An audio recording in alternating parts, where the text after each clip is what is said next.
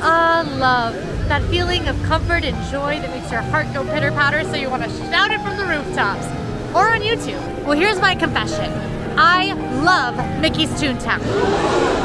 And if you're not like me and you don't literally feel like your heart is gonna burst when you think about Toontown, then let's fix that, because there's an awful lot to love. Even in the rain. When it rains, it pours. Is that something people say when they're in love? You know those 4-hour video essays that you find on YouTube and you get super lost in, and it's clear that the person filming them cares like a shocking amount about the subject? That's kind of what I'm doing here, except I'm relying on my editors to make it more of a digestible link. In fact, let's check how well they did. Can you just scroll over where you can see the runtime? 28 minutes? That's pretty good. They're talented. Now, I've gathered you all here today because I think Toontown's the bee's knees. And also, I made a joke about making this video in another video, and the comments all said I should. I love when you enable me. So let's dive in, shall we? Shall I compare thee to a summer's day? I sure can, because you're located in sunny Southern California at Disneyland, the original Disney park. Of course, today it's not sunny because I'm here and it rains when I'm in Disneyland. Sorry to everybody else. Toontown is one of the lands in Disneyland located just off of Fantasyland and is themed to be the home neighborhood of Mickey and Friends in the style of Max Fleischer cartoons. Think Betty Boop and Popeye. Now, the Fleischer style is actually super crazy, and we'll get to that when we talk about Toontown's baggage in a little bit. You know, love isn't all roses and chocolate. It's a small land, but it is packed with attractions, play areas, and even some shopping and dining. Plus, the offerings in this area are geared towards the whole family, so you'll see a lot of kiddos playing around and their family getting a chance to sit down while they get some energy out. And if you're wondering if I, am the kiddo running around and somebody else is sitting exhausted watching while I get all my energy out, no, that would be silly. I wouldn't do that to anybody. I'm an adult, okay? And much of Toontown was updated and refurbished in 2023, with many of those updates designed with littles in mind and specifically to accommodate special needs kiddos. But this is a love letter, so why do I love Toontown? Well, the looks don't hurt.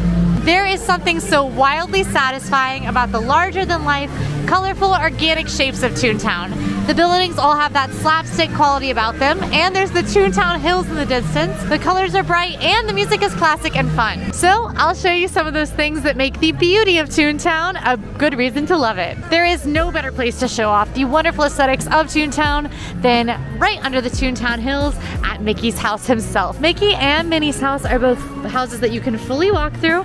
They both do typically house meet and greets with the mice, but sometimes the mice won't be meeting. And whether they are or not, if the line isn't too long, you can stroll into the house without meeting Mickey and Minnie to take a look at some of the amazing theming. Mickey's house is huge and has a lot of amazing touches, including pictures from him and Minnie's starring roles in classic cartoons, photos of Mickey and Walt, Pluto's dog door, which would be kind of tricky to walk through, but looks like he's managed it, and lots of toony details. I definitely recommend stepping into the houses, even if you don't plan on meeting the mice, because there are so many things to look at that are super cute, and it really does feel like stepping into Mickey's world. There are lots of little details to check out. You'll even see some props from some of Mickey's movies, and Mickey actually meets now in his movie barn outside the back of the house.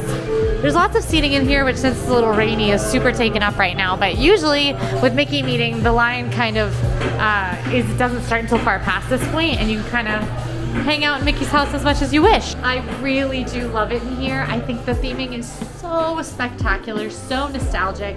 It's that classic Disney theming that if you were hanging out in the Disney parks in the 2000s and the 90s, you'll remember really fondly if you're like me at all.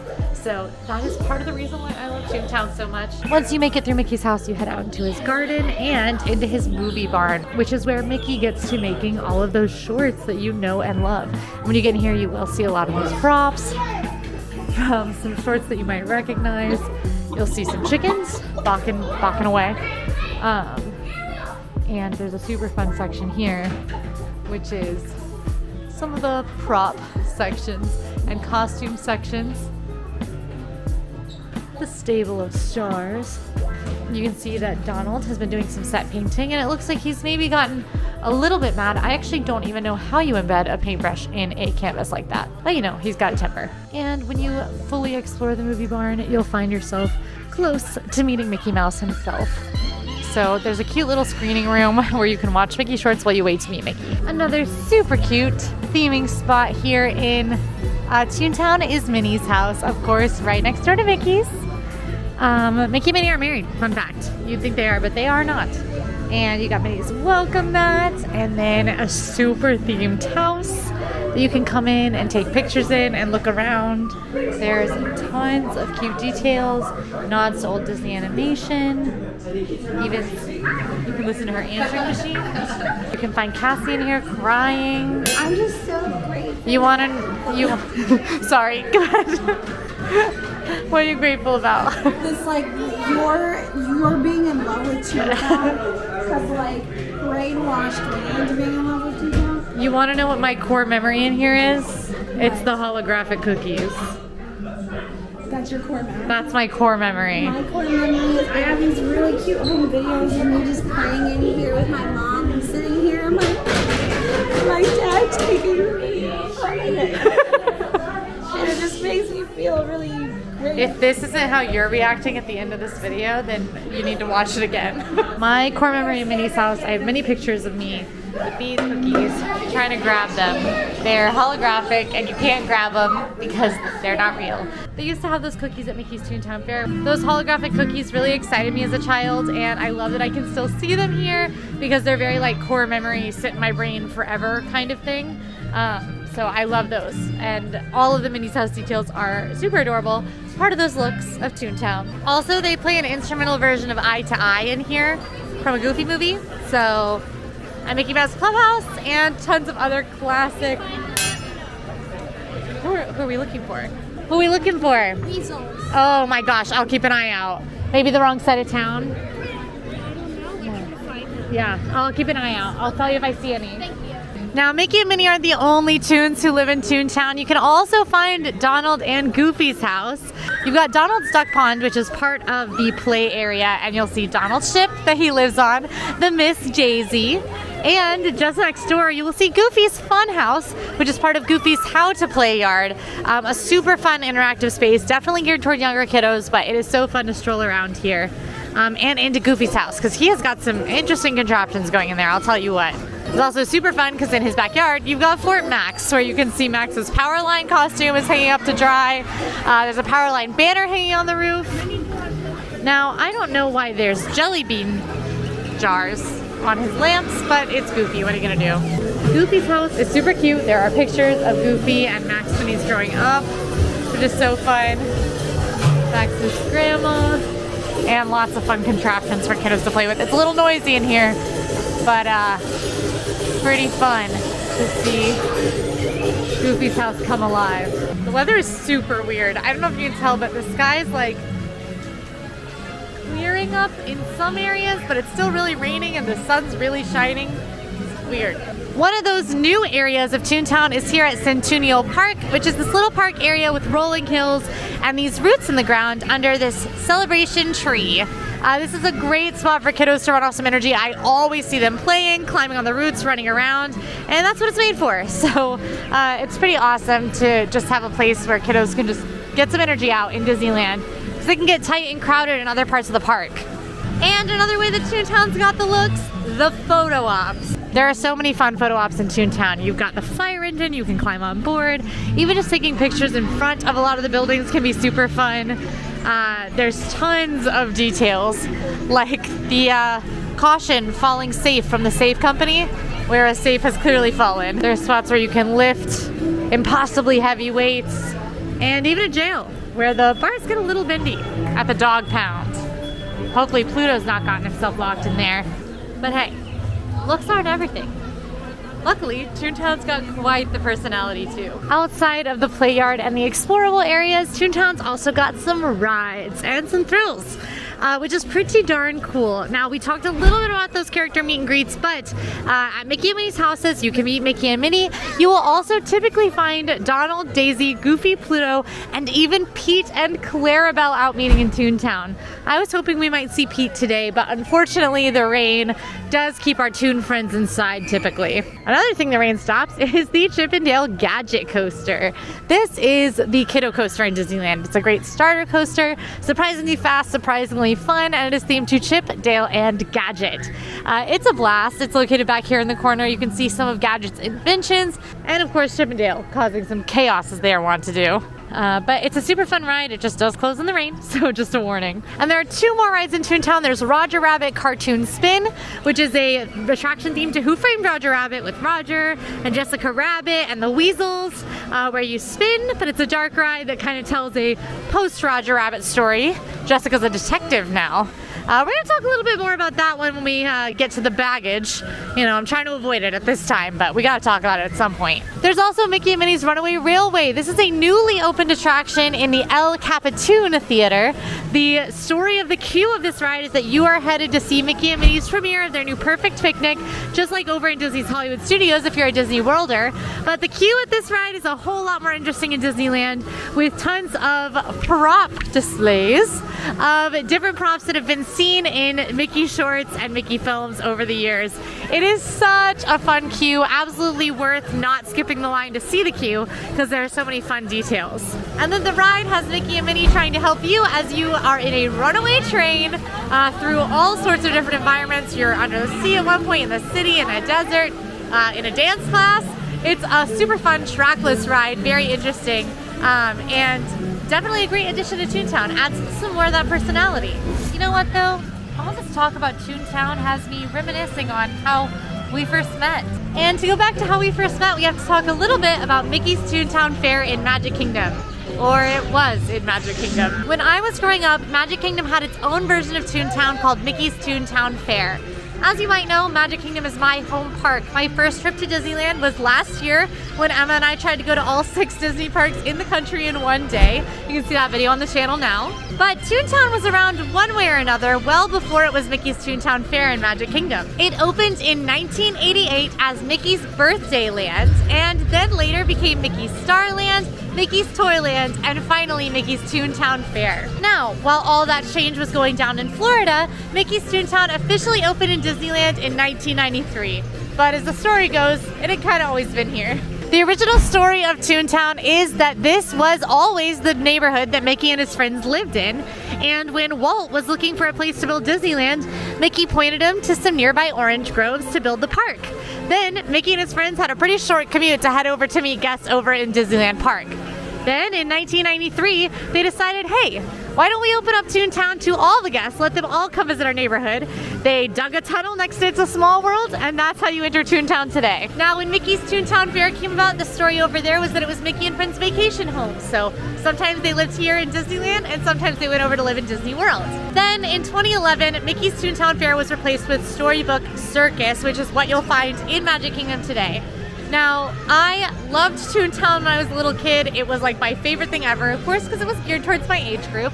And when it was replaced, I was really sad, but it's something that I still remained really nostalgic for. Since I'd never been to Disneyland, I hadn't been in a Toontown-like land since 2011 until I got to come to this park last year in 2023 and finally got to visit Toontown for the first time. So if you really want to know why I love Toontown so much, it's because it takes me back to being a little kid, experiencing that 90s Disney theming, the characters and stories that I love, and being at Toontown Fair with my family when I was little, since I can't go to Toontown Fair anymore. And that's why I love this land. We've got a bit of a connection. But nobody's perfect, and Toontown's got some baggage. Remember when I mentioned Max Fleischer earlier? Well, Fleischer was an animation great behind some innovations like the rotoscope or the follow the bouncing ball that you still see for sing-alongs. Like I said, he made Betty Boop and Popeye, and he was a pretty major rival of none other than Walt Disney. Hey, wait a minute. So we designed the home of Walt's most beloved character in the art style of his greatest rival? We sure did, random person.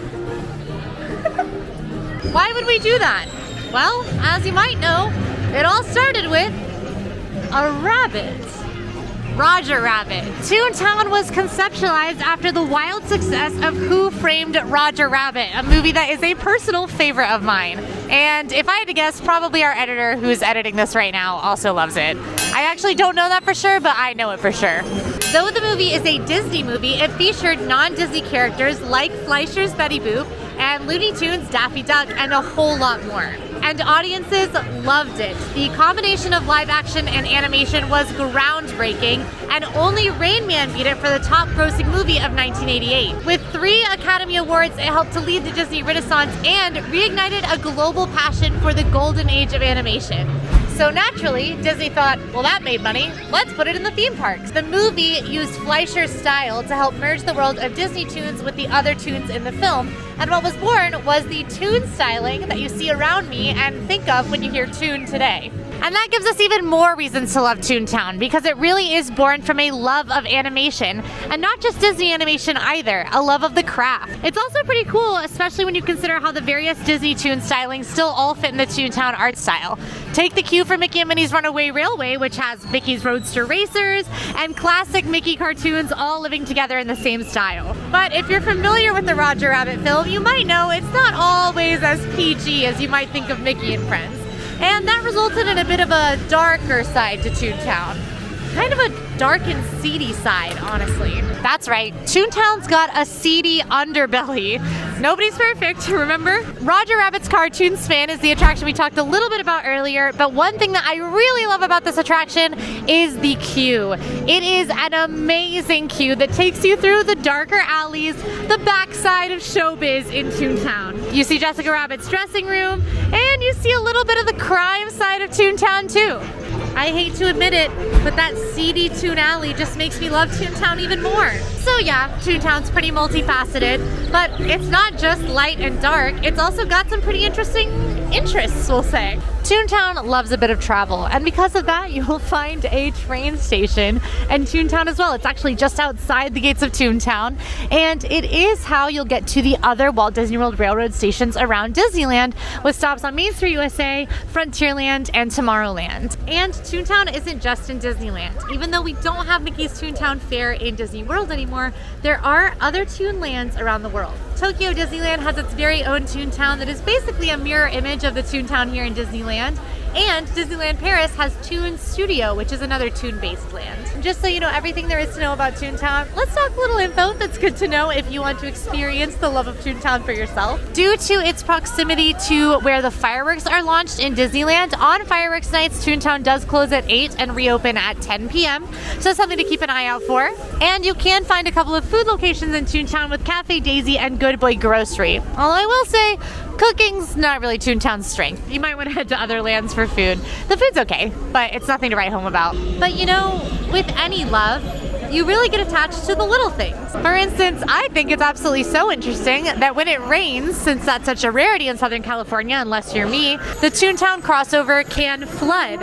At times, the flooding can get so bad that they actually have to close Toontown off, and you can get stranded in Toontown, which is pretty wild. I think that did happen for a few hours during the state of emergency rainstorm that Emma and I were here during. Just one of those quirks, you know? Everybody's got their things. Toontown also weirdly into video games. Toontown was actually the inspiration for Toontown Online, which was a multiplayer game online where you fought against cogs, which were evil business robots, to try to keep the fun alive using weaponry that was slapstick. So like pies were weapons. I played this as a little kid, I loved it, and I was absolutely heartbroken when they shut the game down. I don't think I would still play it today, but you know, if you played Toontown Online, let me know in the comments. I'm just saying this love is not a new thing for me, okay? And speaking of little things, you gotta look for the hidden details. Toontown has a ton, like the Share the Road sign with the tortoise and the hare. It's got windows, much like Main Street USA, that pay homage to different tunes, like Professor Ludwig von Drake's Old Curiosity Shop, or singing lessons by Clara Cluck that you can actually hear going on up there. Oh, wow. She is really going for it. Jose's Samba School is back here. A lot of the building facades have just sweet little nods. You've got the Three Nephews Catering, which is, of course, Huey, Dewey, and Louie. You've got Third Little Piggy Bank as a nod to the Three Little Pigs. There's so much fun stuff to look for. My two favorite details are this sign that says Department of Ink and Paint, which is a nod to the Disney Animation Department, which was called the Department of Ink and Paint, or something along those lines.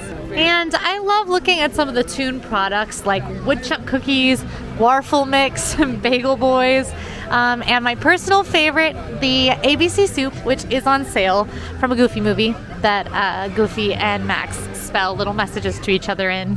And that pretty much sums up why I love Toontown. Now, if you want to see more love letters for the Disney parks from our team, let me know in the comments. If you like this video, go ahead and like and subscribe. And now go watch Emma and I race to ride as much as we can at Disneyland Resort in one day. All my love, Quincy.